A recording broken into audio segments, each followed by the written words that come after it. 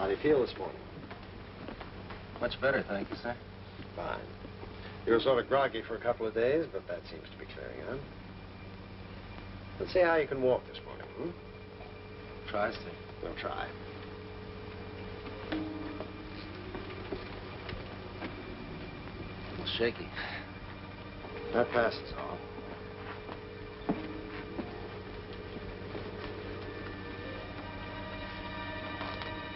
By the way, I don't think I know your name.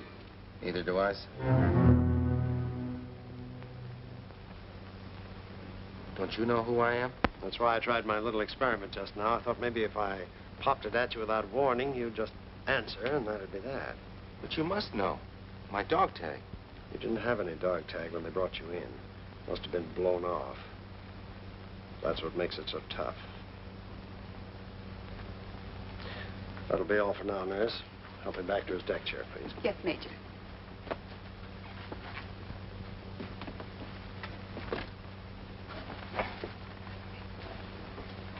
I'll be a few moments, nurse. Yes, Major.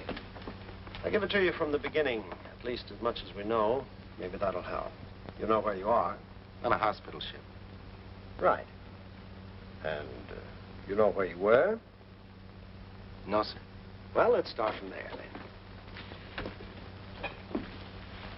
When we were driving for Paris, the Nazis got together every bit of armor they could spare and hit our line south of the Seine.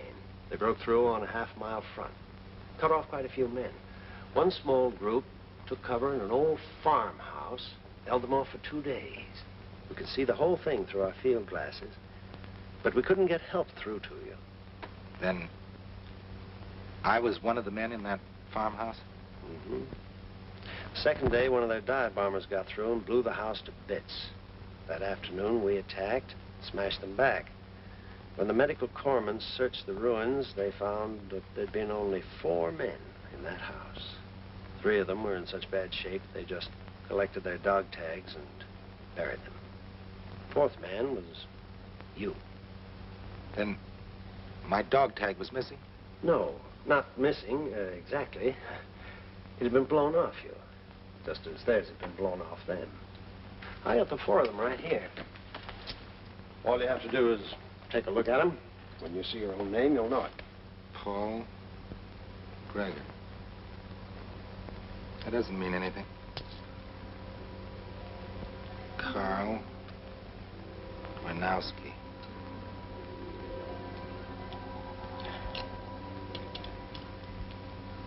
Joseph Loring. Loring. Peter Anderson. Anderson. Peter Anderson.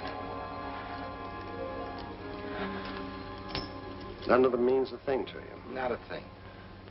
Well, now, don't let it worry you. We'll get a message through to Washington and get all available information on these men. Height, weight, the works. In the meantime, as I said before, don't let it worry you.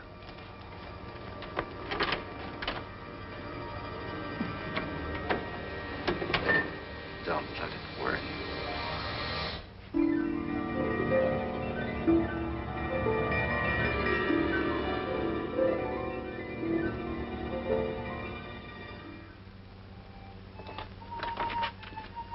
Major Williams will see you now. Thank you.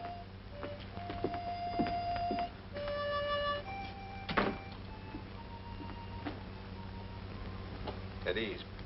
How tall are you? About 5'11"? Yes, sir. Weigh about 180. Yes, sir. MacGregor was 5 feet 10 and a half. Loring and Gronowski were 5 feet 11. Anderson was 6 feet. They were all within a few pounds of what you weigh. I'm afraid we don't know any more than we did. We'll have to let the whole thing go until we land. Then we'll forward your fingerprints, and the Army will get all the dope it can. You may be sure of that. Yes, sir. Now, I have your travel orders here. We land in a couple of days. These will take you to a hospital where we'll find out who you really are. Meantime, we don't want to call you by a number. We'd better find you a name. Yes, sir.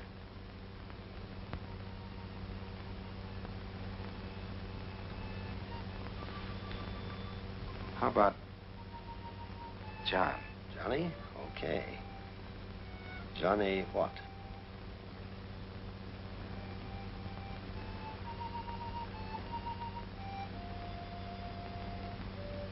Johnny March. How's that, sir? Good.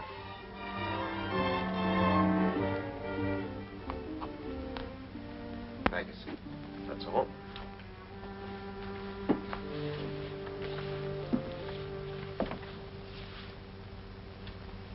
What is it, Johnny? About those 4 men, sir. If I'm one of them, could I have a list of their names and addresses? I think if I studied them... Certainly. Take this along. Work over it, Johnny. Thanks.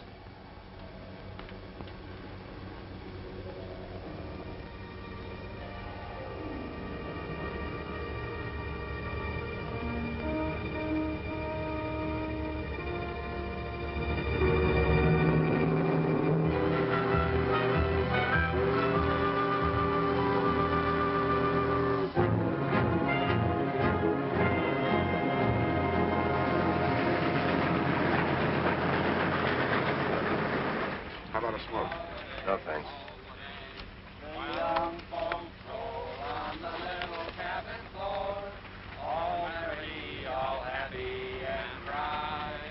By and by our times come a-knocking at the door.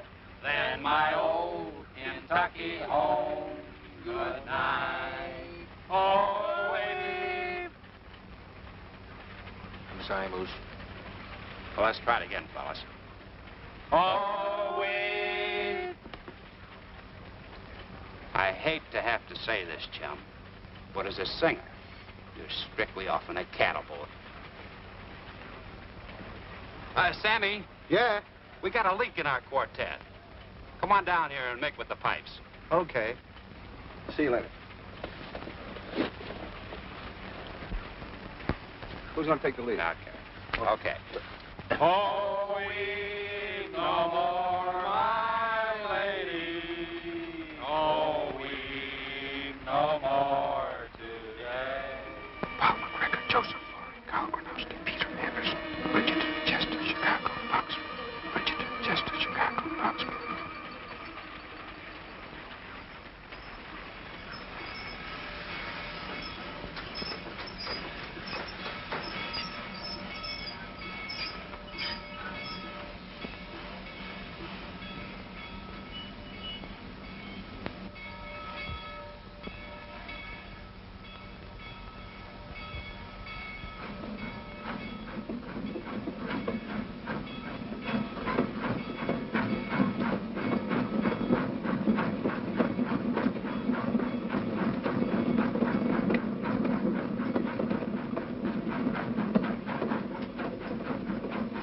See you guys later. Okay, Sammy.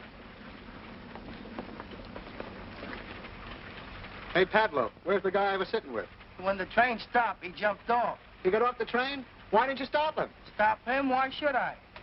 I bet he's going AWOL. Who's going AWL, soldier? Huh? You heard what I said. Who's going AWL? I don't know what you're talking about. All I said is all is well, all is well. Stop stalling. I heard you the first time. Start talking.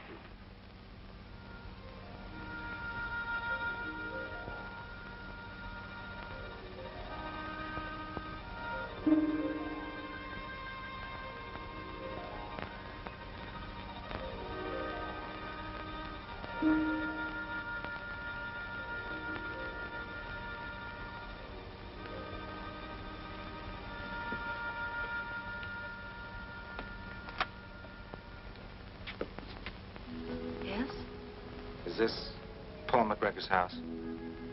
And you're? I'm Sally MacGregor. Paul was my husband. Who are you? John March. I was with Paul in France. Won't you come in? Please.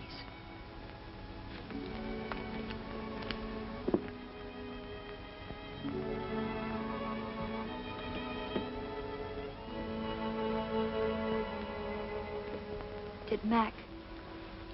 Did he ask you to come and see me? No, it was my own idea. I just happened to be passing through, and I'm glad you did.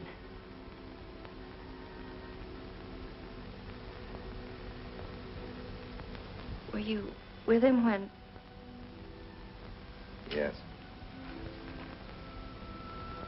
Did his knee bother him much? Well, sometimes on a long march... Sally, come out, wherever you are. In here, kids. Jane and Judy McIntyre. They work at the same plant I do. Oh. They're sharing the house with me. I'm so hungry I could... I'm sorry. I didn't know you had company. I'd like you to meet Johnny March. He was a friend of Mac's in France. Well, how do you do? Hello. Hello. I've got to rush now. I'm on the swing shift. But there are a lot of things I'd like to talk to you about.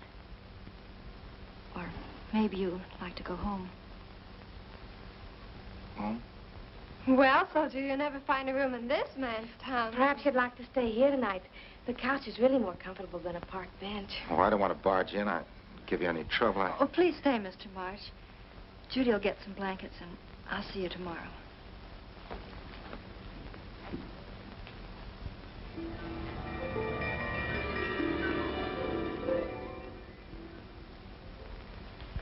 Don't spoil me, Johnny March.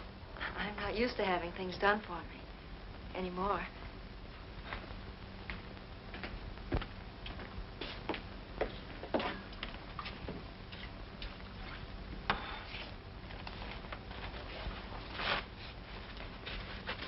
I'll get it. Thanks. There you are.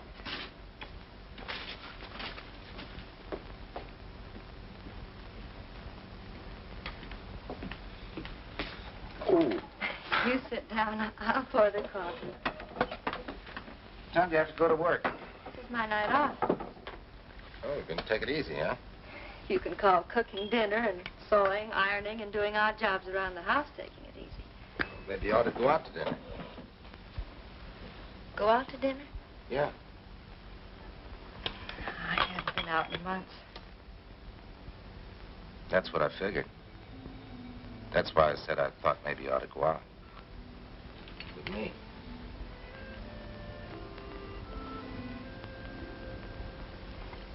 All right. I'd love to have dinner with you. Swell.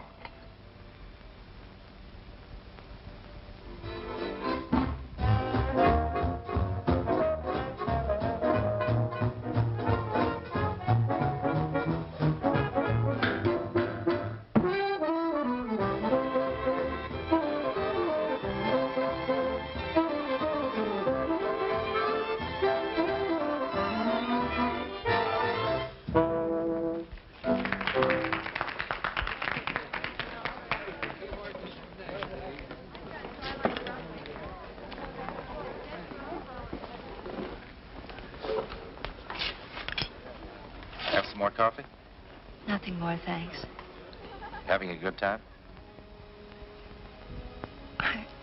I don't know, Johnny. It's been so long, I've forgotten what it means to have a good time. I guess I am having a good time. Should I be? Of course you should. Mac could be the first one to want you to. I don't know. Mac didn't have much time for fun during the 6 months we were married. 6 months? Didn't Mac tell you? He owned a fleet of trucks, and his work kept him so busy on the road that we hardly had time to get used to each other when... Oh, they're the Bartletts. Mr. Bartlett gave Mac his first job. Do you want to ask them to sit down? Let's. Hello, Mrs. Bartlett. Mac. Sally, when did he get back? Oh, Sally, I'm sorry. Perhaps you'll excuse us. We're having dinner with the... over there. Come, Martha.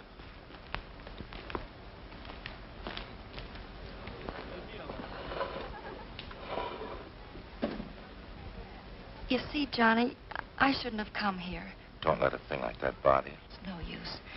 You'd better take me home. All right, Sally.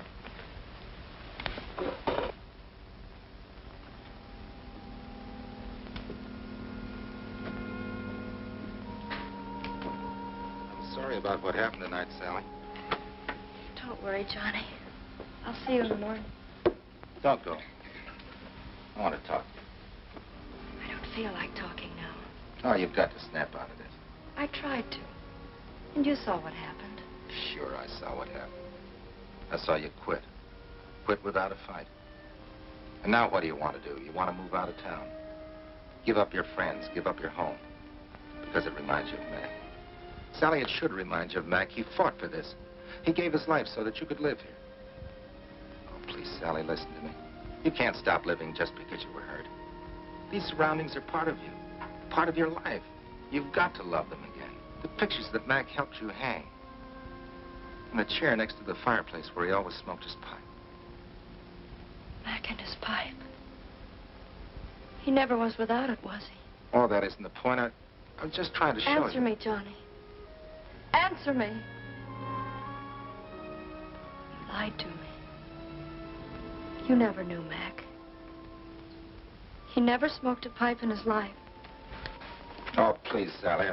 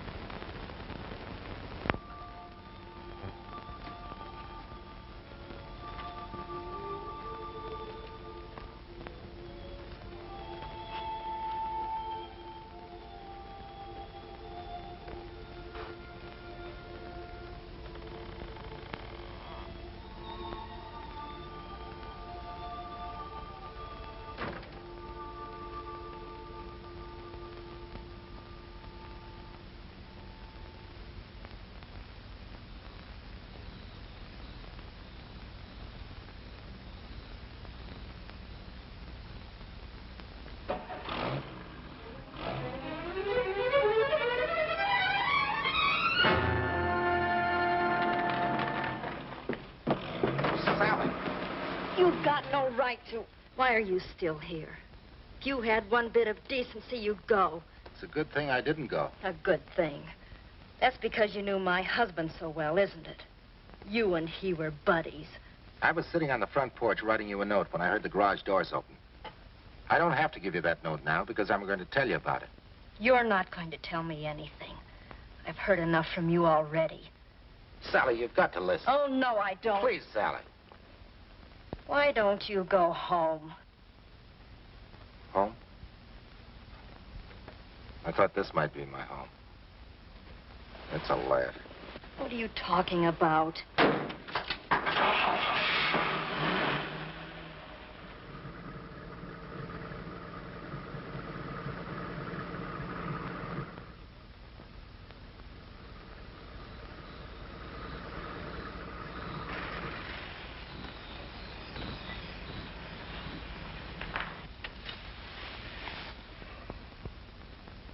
You think I'm a phony, don't you? But I had to come here, Sally. I had to find out something. See, I've got a smashed-up life to rebuild, and so have you. What have you got to rebuild? You came back. All you have to do now is pick up where you left off. It'd be swell if I knew where I left off. Meaning? Meaning there really isn't any such person as Johnny March. He might have been Paul MacGregor. Now, he may be Joseph Loring of Chester, West Virginia, Carl Gronowski of Chicago, Illinois, or Peter Anderson from Knoxville, Iowa. Sounds all mixed up just like I am. See, it started in France, just after the invasion. Then your next stop is Chester, West Virginia? Yep. When do you think you'll be shoving off? Tomorrow. The sooner I learn about my past, the sooner I can start my future. Johnny, this isn't easy to say, but thanks for everything.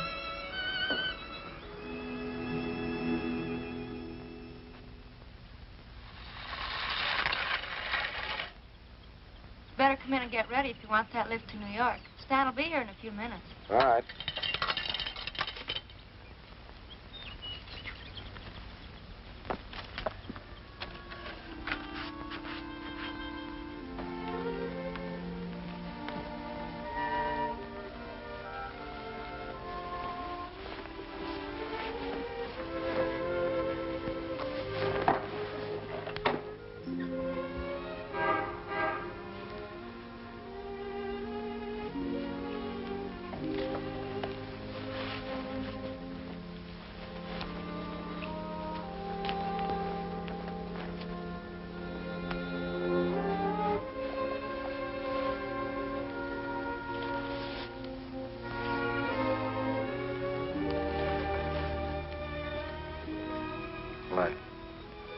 I guess this is goodbye, isn't it? I guess it is. We'd better go, Johnny.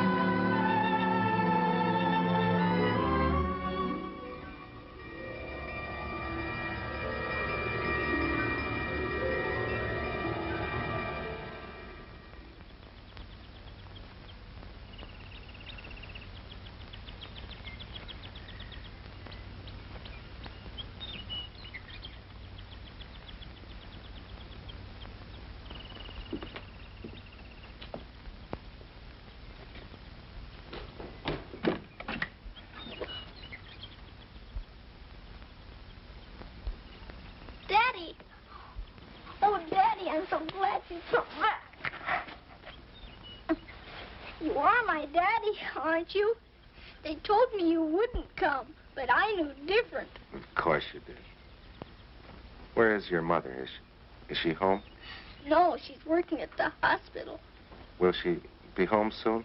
In a little while. And oh, Daddy, I'm so glad you come back.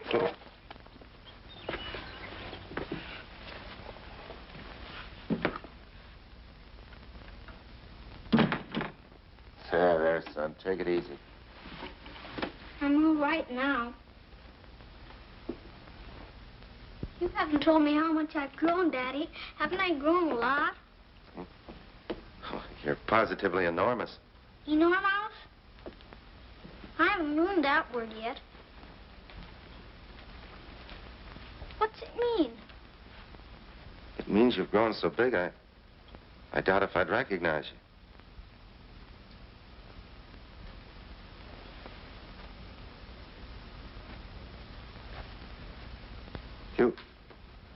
You haven't told me how your mother is. Pretty well, I suppose. She used to cry a lot at night and wake me up, but now I have my own room. Daddy! Daddy! Shh!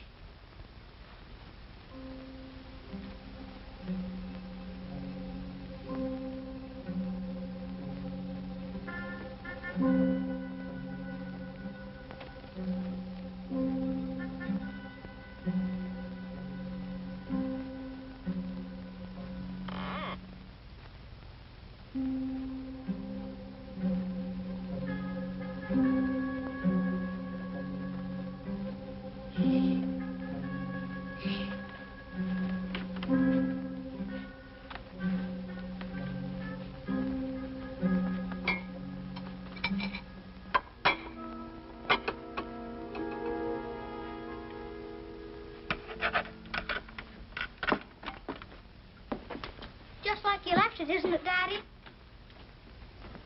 Will you work here all the time, not just nights? Why do you ask that? Well, Mommy said you did your best work here. She did?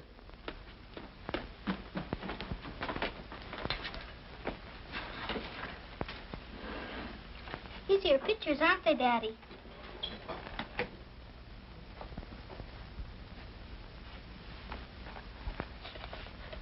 Say, this is all right. It's good, isn't it? Huh? When nobody was here, Daddy, I used to look at these pictures. You did?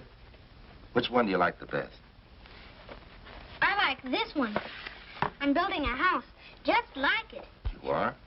It's a real pretty one, isn't it? You bet it is. I'd like to live in a house like that.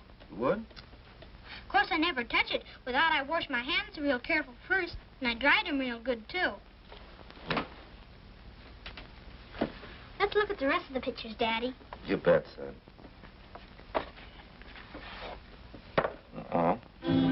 Designed for living. Fascist style. Condemnation proceedings to take precedence over all other work. What does it mean, Daddy? It's very simple, son. A lot of things had gone wrong because a lot of people thought wrong. And we had to straighten out their thinking for them and fix the wrong things they had done. So little boys like you would have a place like that to play in, houses like that to live in. Like you have to get all the weeds out of the garden before I can grow things? Roger. And did you do it, Daddy? Did you fix all the bad things? Well, it isn't a job anyone can do by himself. I helped a little, I hope. And you see, it was a big job, and many people helped. But it'll take a long time before all the bad things are fixed.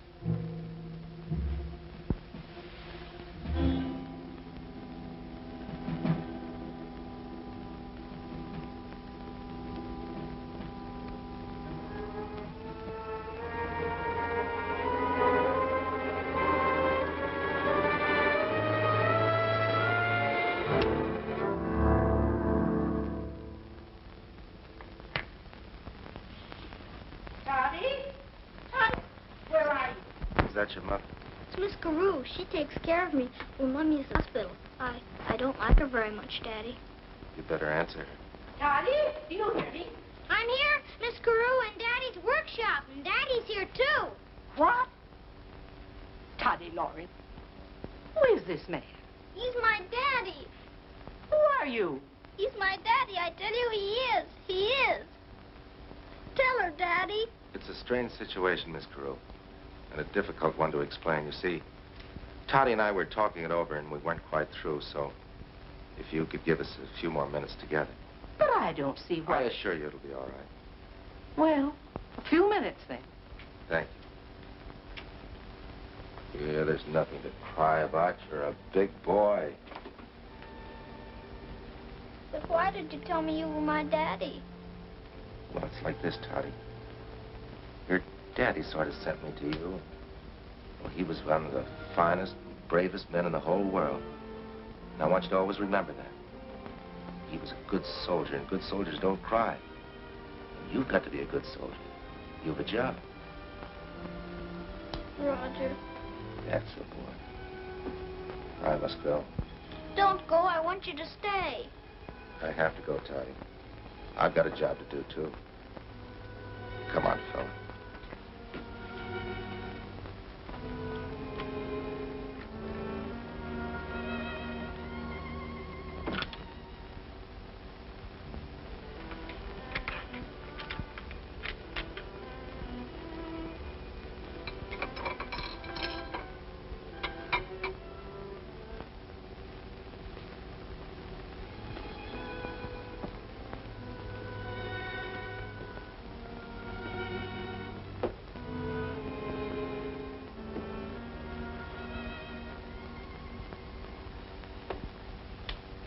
Goodbye, Todd.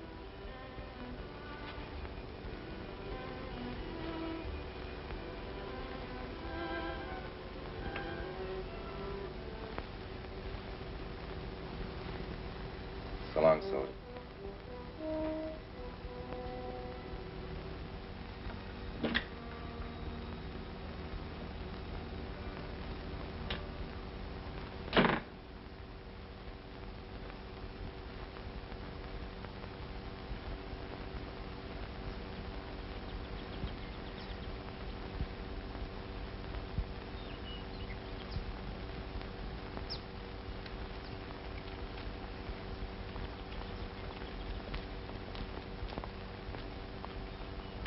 Are you looking for someone?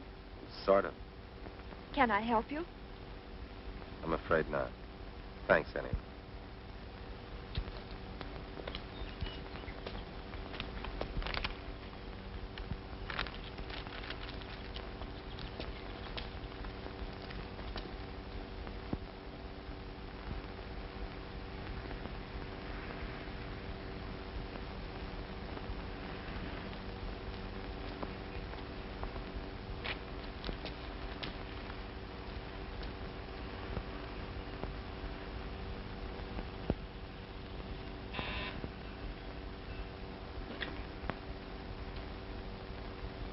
Yes?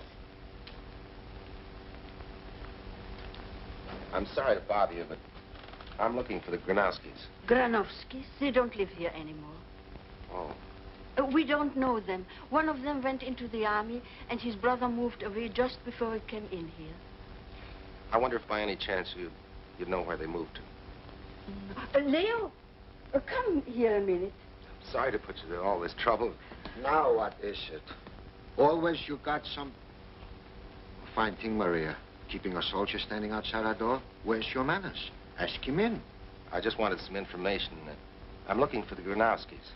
Well, there is only one of them left. That is Joe, the younger one. He works by Frank Sirocco's on Rush Street. 530, I think the number is. Did you know him?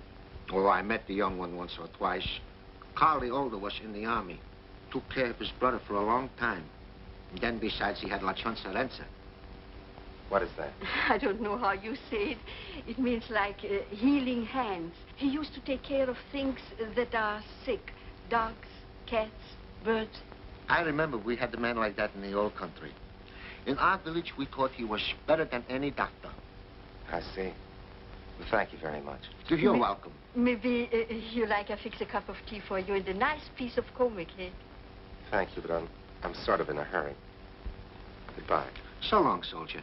Goodbye, soldier.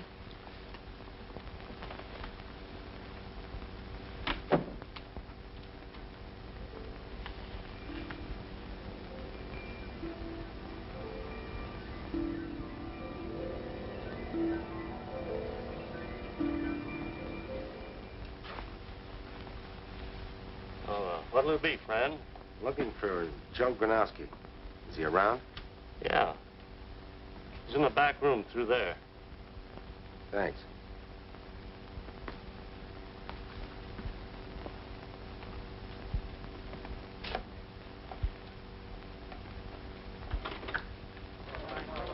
Six Hialeah, Indian Summer, Colombo, Gadget.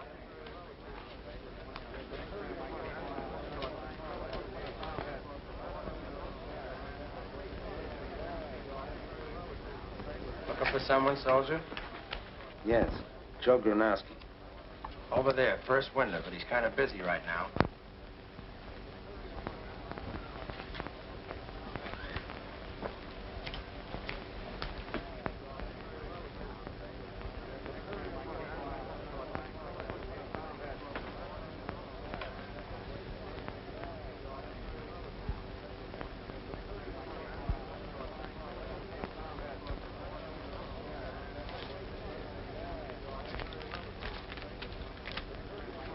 Attention, please. Attention, please. The fourth at Pimlico. The fourth at Pimlico. Scratch. Number 3. Scratch. Number 3.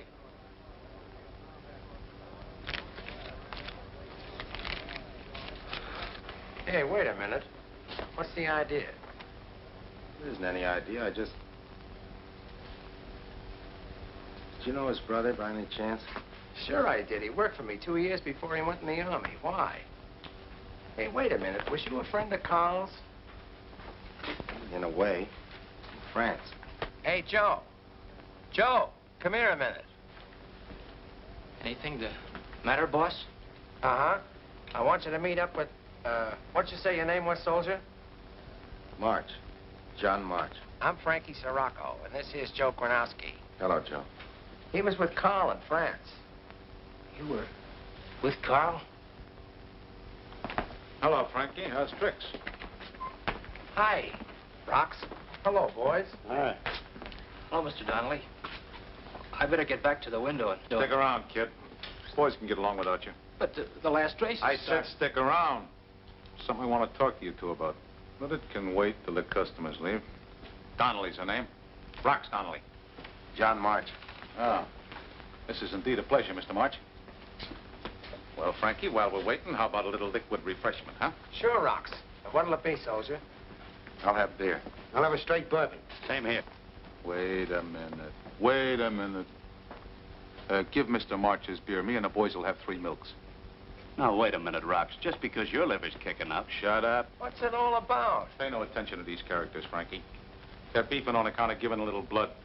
Who's beefing about giving blood? They wouldn't let me in the Army on account of this liver of mine, so I had to find other ways to help out. Giving blood is one of them. And Rox Donnelly don't do nothing halfway. When me or my boys gives blood, it's nothing but the finest quality and in the A1 condition. So for 1 week before we give, all alcoholic beverages are strictly out. I said 3 milks. Hey, Jake. Sit down, Johnny. 1 beer and 3 milks. Okay, boss. Well, Rox, what's on your mind? Oh, nothing very much. Just the $6,000 you owe me. What are you talking about? Well, unless I've been very badly misinformed, Green Gremlin comes in at 5-1 in a 4th race last Tuesday with $1,000 of mine on the nose. Here's a slip.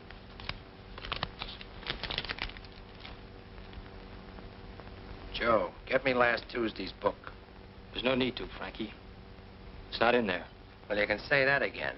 But what I want to know is... Hey, wait a minute. That's right. I did it. Rox met me on the street and gave me the money to put on Green Gremlin. I needed that money. And I had a hot tip on another horse. So I gave Rox the slip, never entered it in the book, and put the dough on my horse. But Green Gremlin won. Oh, you dirty double-crossing... Let me take it. Take your hands off me. Ah, the soldier's right, Frankie. Rough stuff ain't gonna get you no place. I put down $1,000 and my horse won. I don't care who pays me, but I want the $6,000 that's coming to me, and I want it now. Keep your shirt on. You'll get your dough. This is what I get for getting mixed up with a guy who's... Look out! Look out!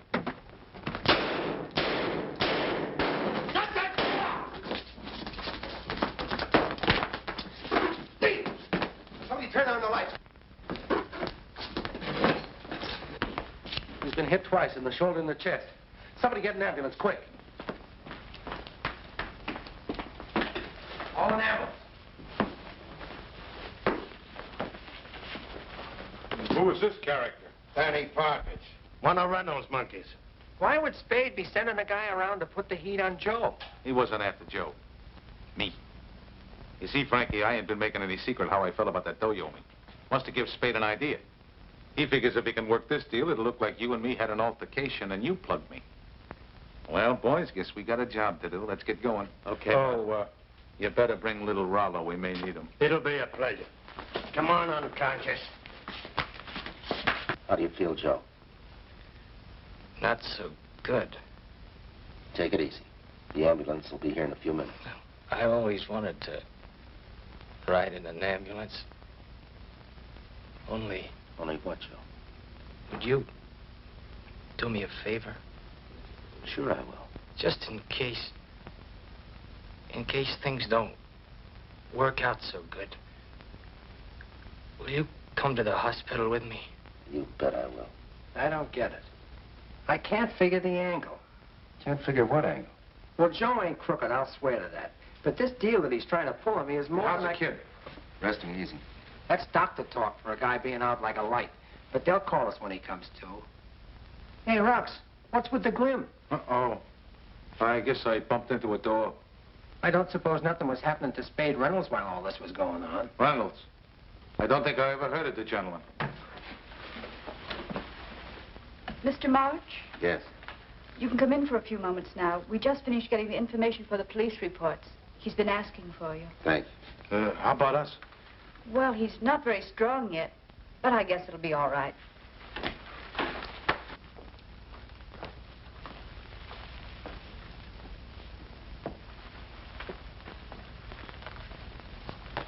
Well, Joe, looks like everything's okay. Yeah. Just my luck. Say, look here, kid, there's something I gotta know. Was you aware of the fact that Spade had a guy looking for me? Nah, not till I saw a guy standing there with a gun in his hand. Well, then why did you yell? If you'd have kept still and let him burn me down, you wouldn't have to worry about the $6 grand. Why did I do it? I guess it's just that I'm a sucker. You think a guy that thinks enough of something to stop lead is a sucker? Don't you? I'm just wondering about your brother. You keep him out of this. Carl took care of both of us until he went in the Army. Just before he left, he told me he was fighting for a right. His right to become a doctor so he could help me. And look what it got him. I figured one chump like that in the family was enough. Well, if you had it figured out that way, why did you look out for me, a guy you just tried to double-cross? I just told you why. Because I'm a sucker. A chump. If you hadn't stopped them bullets, rocks would have been colder than a pair of Eskimos' ankles. And then nobody would have owed nobody nothing. Right, Rocks? Right. And as far as I'm concerned, if I may be permitted to borrow a phrase of my good friend Frankie, that's the way it is.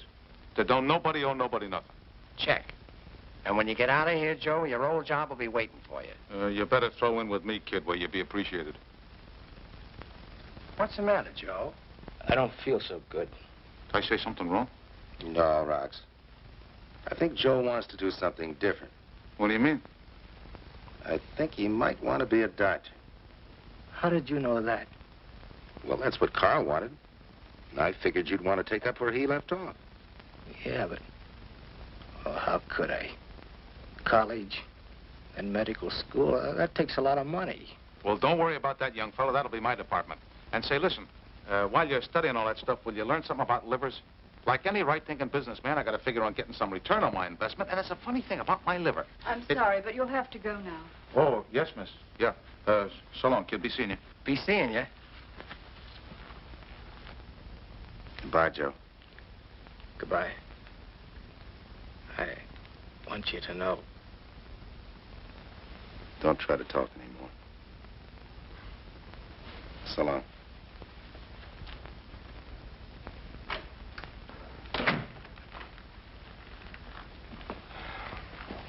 Where you going from here, Johnny? I'm going home. And where's that? Knoxville, Iowa. You ain't leaving tonight, are you? Yeah, just as soon as I get a bite to eat. Well, how about having dinner at my place? Well, You got to eat someplace. I'm going to throw a party. I want you to meet my girlfriend anyway. Bring him along, Frankie. Okay, Rocks.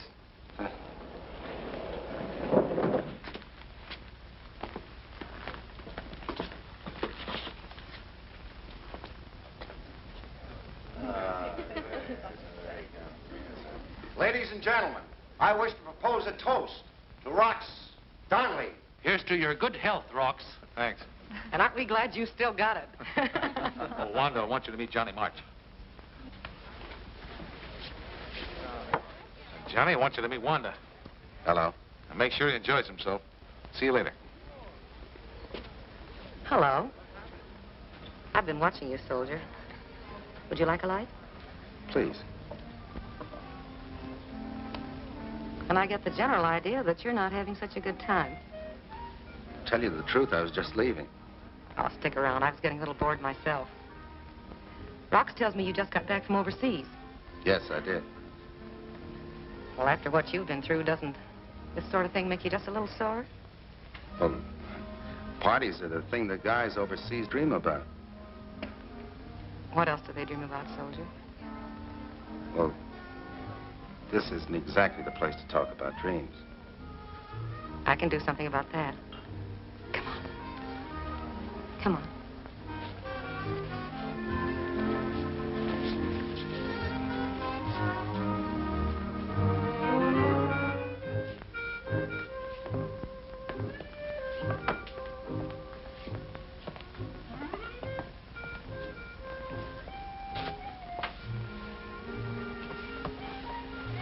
Come on, tell me about those dreams. Well, they're not easy to tell. Well, we have plenty of time. Or have we? How long are you going to be in Chicago? Not long. Well, that's too bad. Why? Because I like you. You don't even know who I am. Well, is that necessary?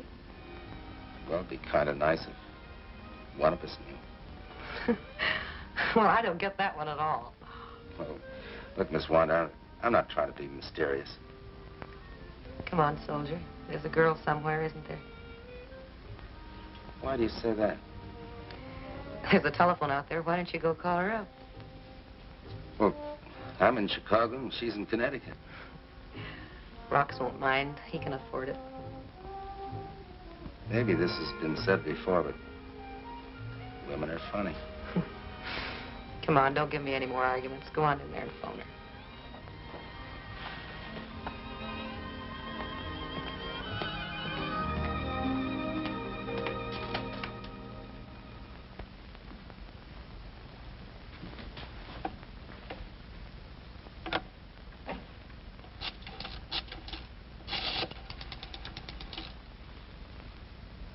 Operator, I want Mrs. Sally MacGregor at Bridgeton, Connecticut. That's right, Bridgeton. Bridgeton.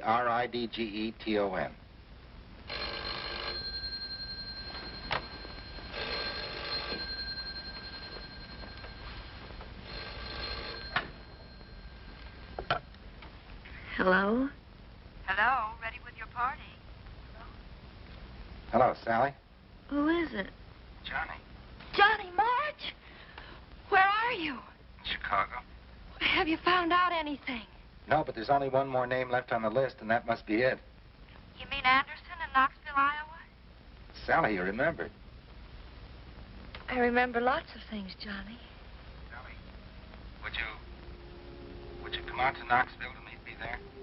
But, Johnny, I didn't want to have to say it exactly this way, but I don't have to tell you that I love you, do I? You know that already. You must have known it the day I left. But, Johnny, darling, you're forgetting something, aren't you? A kind of important something? You don't even know yet whether you're married or not. I can't be. Why not? Well, I just can't be. It wouldn't be right. Well, if you were only here, I could tell you, or maybe I wouldn't have to tell you. This isn't a magazine story, Johnny. In real life, things don't always work out the way they're supposed to. I know. I guess you're right. I'll have to go see. It's the best way. Then when I get home, I'll call you again. I'll be waiting, Johnny. Bye.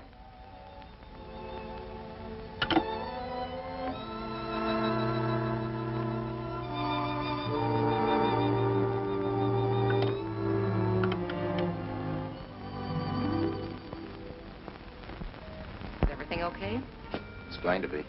That's great. I'm like one of those Kipling characters who can fix things for everybody but themselves. You don't want to go back in there, do you?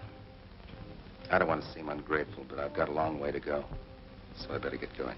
Well, then don't bother to say goodbye. The library's in there. The elevator's across the hall.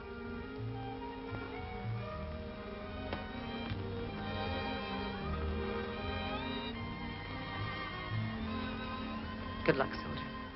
So long.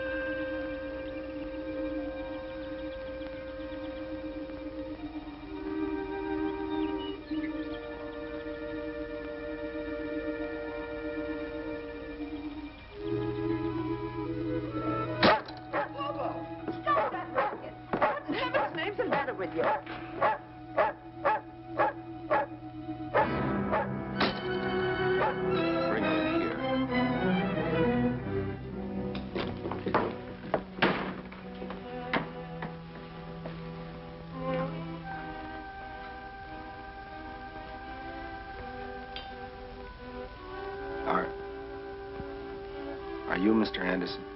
Yes.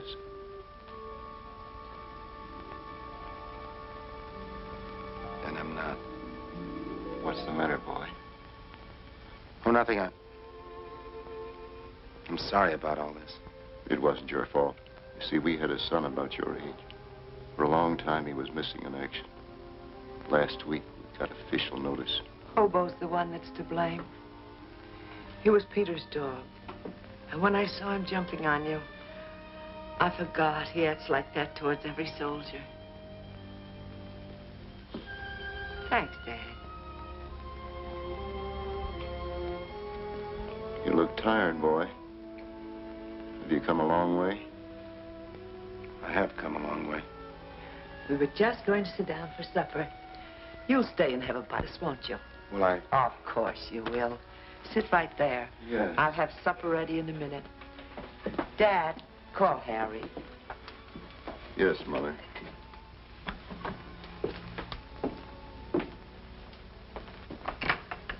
Harry! Supper! Serve the stew, Dad.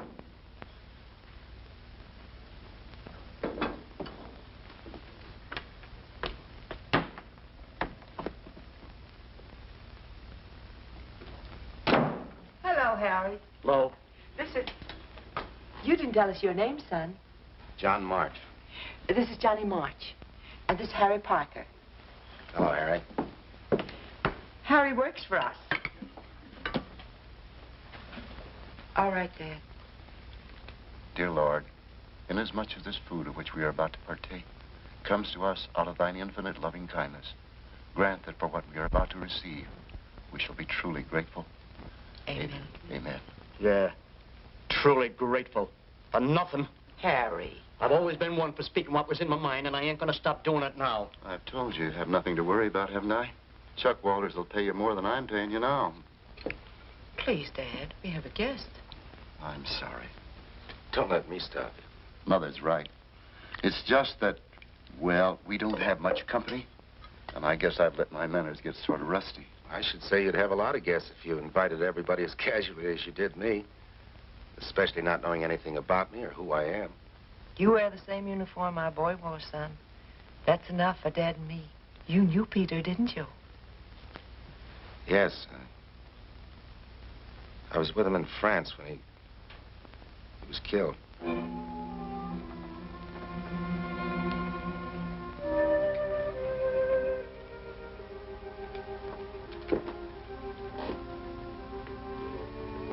But you knew about it. Mr. Anderson told me.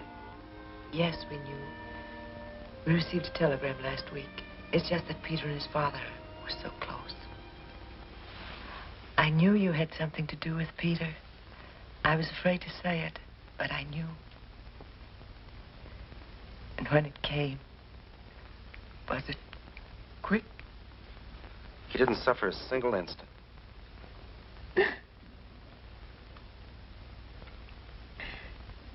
I know how difficult it must be for you to talk about it, especially when you're so tired. Would you like to go out and sit on the porch for a while with Dad? Or would you rather go to your room? My room? You're staying overnight, aren't you? Well, to tell you the truth, I hadn't planned on... Are they expecting you someplace else? No. Then you will stay, won't you? As a favor to us. I'd love to, thanks. Good. Now finish your supper, and I'll look after Dad.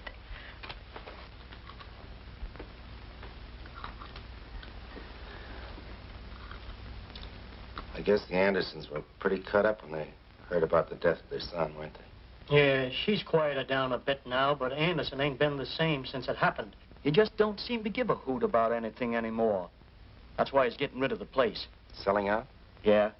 Tomorrow, lock, stock, and barrel. They're moving into town. Mrs. Anderson don't want to go.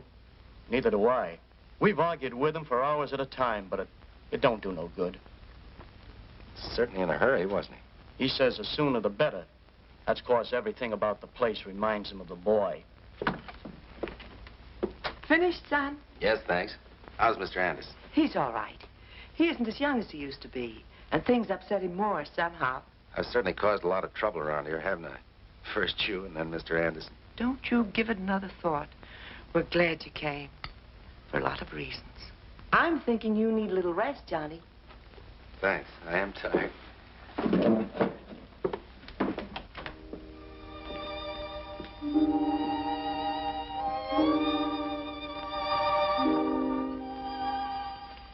This was Peter's room.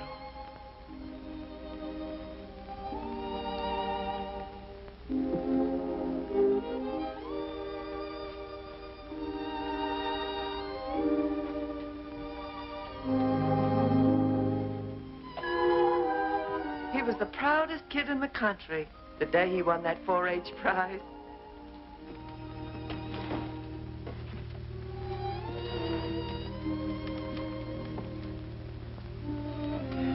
Rest well, son.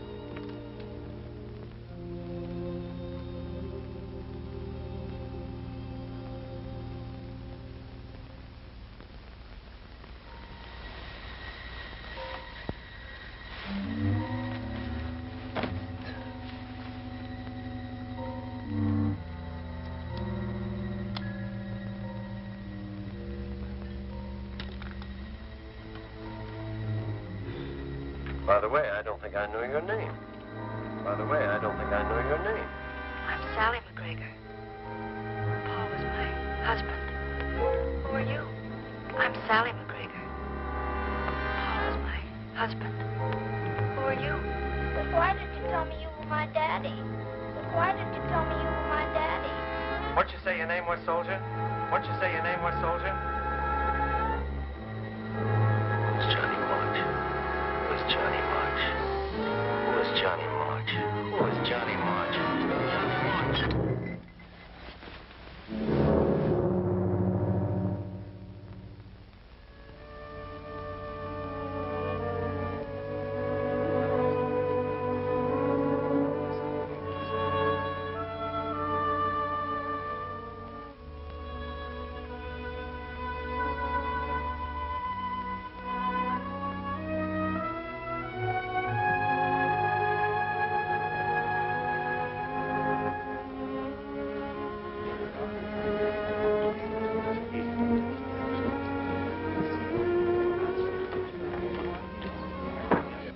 Kind of got you down, hasn't it? It's a little hard to have people walking around your house and pawing your things. I know now I made a mistake. I guess I'll just sit up here out of the way until it's over.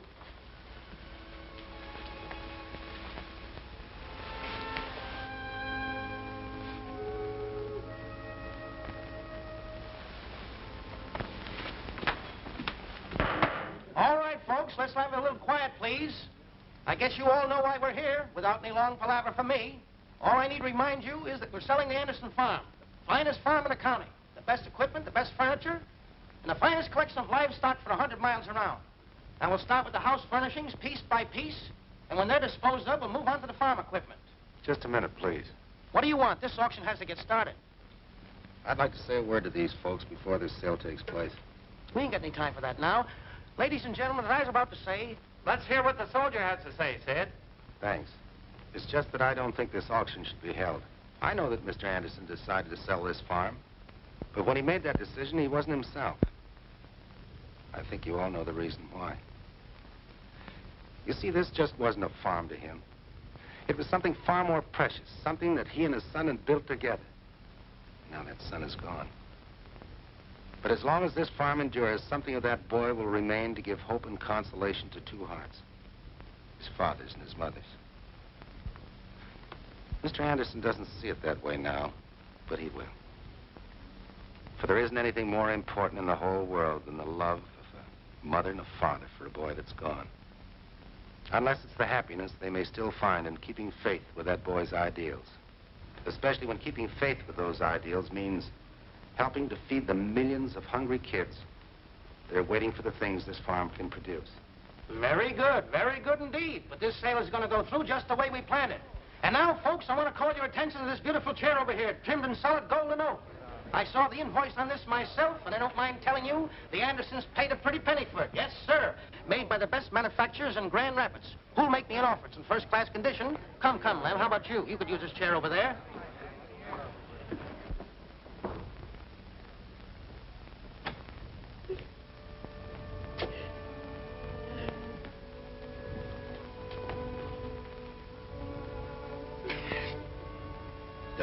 Mrs. Anderson. Nothing's going to be settled. You're going to stay right here where you belong.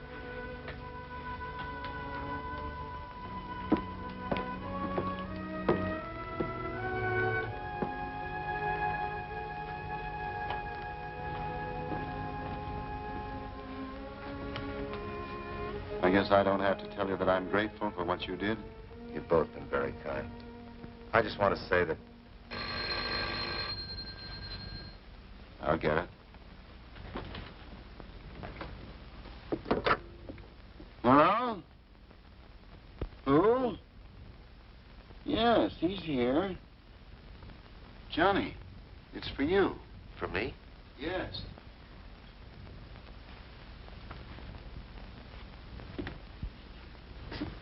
Hello? What? I'll be right over. Mr. Anderson, can I borrow your truck for a little while, please? Sure, son. It's in the driveway. Thanks.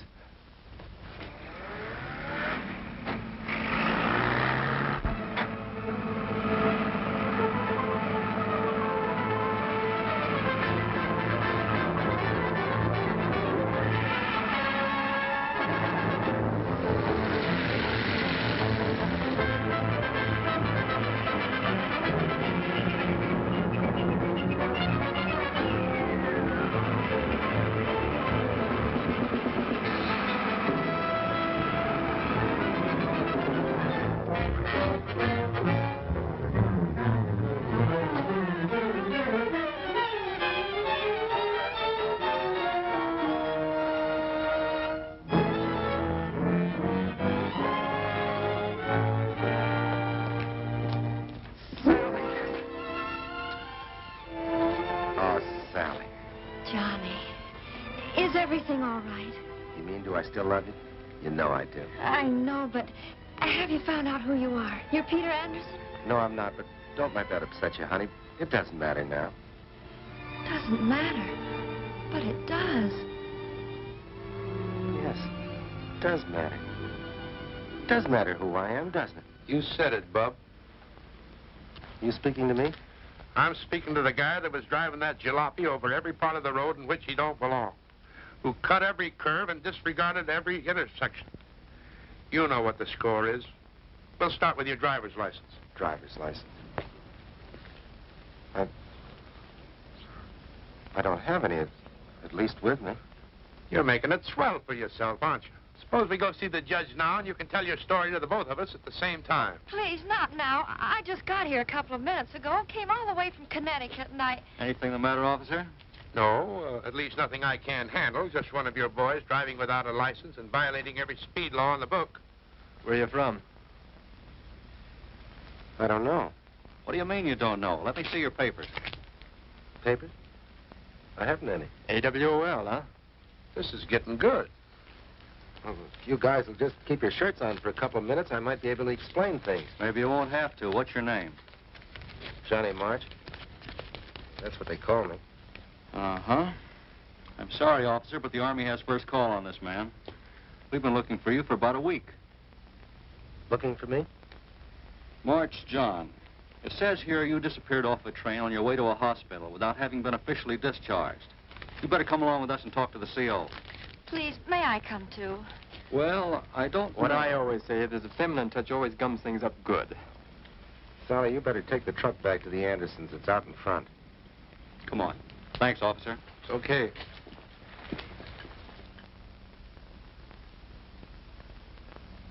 And I didn't think I was actually doing anything wrong, sir. Jumping off your train, not notifying your commanding officer of your whereabouts for 1 week? See, I was just trying to establish my identity. That's the Army's job, not yours. Private March, you were AWOL. And until I receive further information regarding you, you will be confined to the guardhouse. Yes, sir.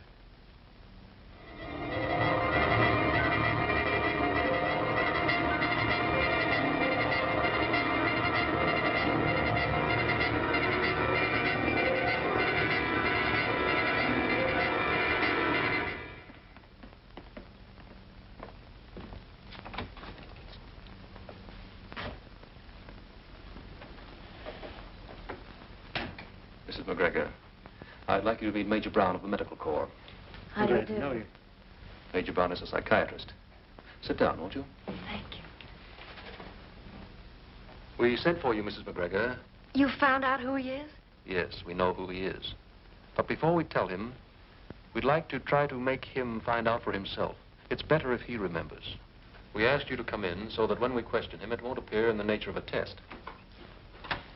Private March is here, sir. Send him in. Yes, sir.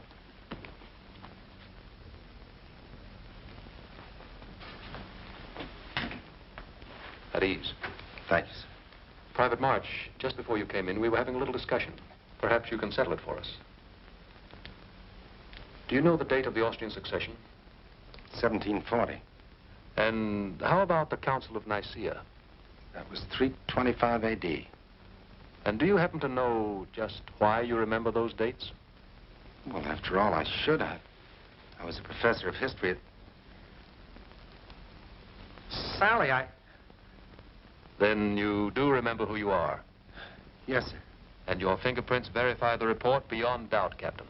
Captain? Yes. Captain Aldrich flew his plane in over a farmhouse in which 4 American soldiers had been trapped, hoping to drop food and supplies to them. Just as he came over, a German dive bomber came in and blew the farmhouse to bits. Just how Captain Aldrich escaped when his plane exploded is more than the authorities can state at this time. Suppose we just check this report. Yes. Name? Charles Aldrich. Age? 33. Next of kin? Orphan. Marital status? Single. That's all.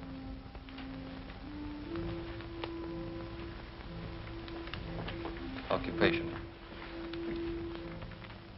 Occupation. He's a father, a brother, a son, a husband. He's a doctor, a farmer, an architect, a truck driver. He is all men.